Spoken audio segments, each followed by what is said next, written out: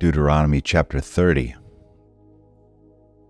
So it shall be when all of these things have come upon you, the blessing and the curse which I have set before you, and you call them to mind in all nations where the Lord your God has banished you, and you return to the Lord your God and obey him with all your heart and soul according to all that I command you today, you and your sons, then the Lord your God will restore you from captivity and have compassion on you, and will gather you again from all the peoples where the Lord your God has scattered you.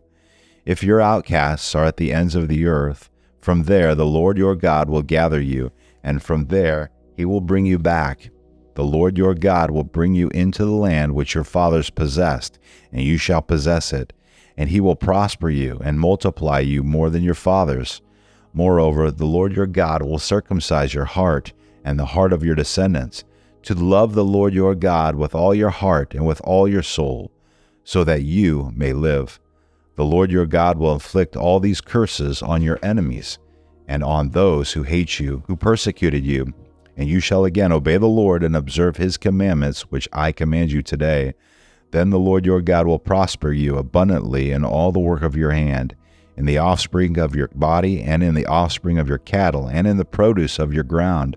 For the Lord will again rejoice over you for good, just as he rejoiced over your fathers, if you obey the Lord your God to keep his commandments and his statutes, which are written in this book of the law, if you turn to the Lord your God with all your heart and soul. For this commandment which I command you today is not too difficult for you, nor is it out of reach. It is not in heaven that you should say, who will go up to heaven for us to get it for us and make us hear it, that we may observe it? Nor is it beyond the sea that you should say, who will cross the sea for us to get it for us and make us hear it, that we may observe it? But the word is very near you, in your mouth and in your heart, that you may observe it. See, I have set before you today life and prosperity and death and adversity. In that I command you today to love the Lord your God, to walk in his ways, and to keep his commandments and his statutes and his judgments, that you may live and multiply, and that the Lord your God may bless you in the land where you are entering to possess it.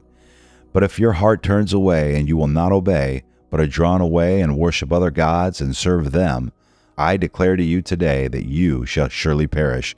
You will not prolong your days in the land where you are crossing to the Jordan to enter and possess it. I call heaven and earth to witness against you today that I have set before you life and death, the blessing and the curse. So choose life in order that you may live, you and your descendants, by loving the Lord your God, by obeying his voice, and by holding fast to him. For this is your life in the length of your days, that you may live in the land which the Lord swore to your fathers, to Abraham, Isaac, and Jacob, to give to them. Deuteronomy chapter 31. So Moses went and spoke these words to all of Israel, and he said to them, I am 120 years old today. I am no longer able to come and go, and the Lord has said to me, you shall not cross this Jordan. It is the Lord your God who will cross ahead of you.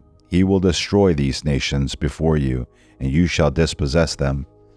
Joshua is the one who will cross ahead of you, just as the Lord has spoken. The Lord will do to them just as he did to Sihon and Og, the kings of the Amorites, and to their land when he destroyed them. The Lord will deliver them up before you, and you shall do to them according to all the commandments which I have commanded you. Be strong and courageous. Do not be afraid or tremble at them, for the Lord your God is the one who goes with you. He will not fail you or forsake you. Then Moses called to Joshua and said to him in the sight of all of Israel, Be strong and courageous, for you shall go with this people into the land which the Lord has sworn to their fathers to give them, and you shall give it to them as an inheritance. The Lord is the one who goes ahead of you. He will be with you. He will not fail you or forsake you. Do not fear or be dismayed. So Moses wrote this law and gave it to the priests, the sons of Levi, who carry the ark of the covenant of the Lord, and to all the elders of Israel. Then Moses commanded them, saying, At the end of every 7 years, at the time of the year of remission of debts, at the feast of booths, when all Israel comes to appear before the Lord your God at the place which he will choose, you shall read this law in front of all of Israel in their hearing. Assemble the people, the men and the women and the children and the alien who is in your town, so that they may hear and learn and fear the Lord your God, and be careful to observe all the words of this law. Their children who have not known will hear and learn to fear the Lord your God, as long as you live on the land which you are about to cross the Jordan to possess. Then the Lord said to Moses, Behold, the time for you to die is near. Call Joshua and present yourselves at the tent of meeting, that I may commission him. So Moses and Joshua went and presented themselves at the tent of meeting. The Lord appeared in the tent in a pillar of cloud, and the pillar of cloud stood at the doorway of the tent. The Lord said to Moses, Behold, you are about to lie down with your fathers, and this people will arise and play the harlot with the strange gods of the land, into the midst of which they are going, and will forsake me and break my covenant which I have made with them. Then my anger will be kindled against them in that day, and I will forsake them and hide my face from them, and they will be consumed, and many evils and troubles will come upon them, so that they will say in that day, Is it not because our God is not among us that these evils have come upon us? But I will surely hide my face in that day, because of all the evil which they will do, for they will turn to other gods. Now therefore write this song for yourselves, and teach it to the sons of Israel, put it on their lips, so that this song may be a witness for me against the sons of Israel. For when I bring them into the land flowing with milk and honey, which I swore to their fathers, and they have eaten and are satisfied and become prosperous, then they will turn to other gods and serve them, and spurn me and break my covenant.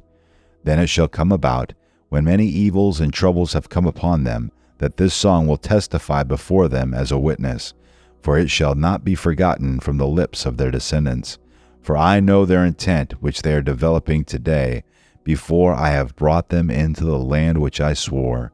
So Moses wrote this song the same day and taught it to the sons of Israel.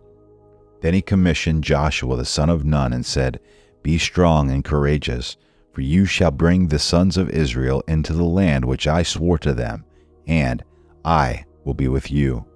It came about, when Moses finished writing the words of this law in a book until they were complete, that Moses commanded the Levites who carried the ark of the covenant of the Lord, saying, Take this book of the law and place it beside the ark of the covenant of the Lord your God, that it may remain there as a witness against you. For I know your rebellion and your stubbornness. Behold, while I am still alive with you today, you have been rebellious against the Lord. How much more then after my death? Assemble to me all the elders of your tribes and your officers, that I may speak these words in their hearing, and call the heavens and the earth to witness against them. For I know that after my death you will act corruptly, and turn from the way which I have commanded you, and evil will befall you in the latter days. For you will do that which is evil in the sight of the Lord, provoking him to anger with the work of your hands. Then Moses spoke in the hearing of all the assembly of Israel the words of this song until they were complete.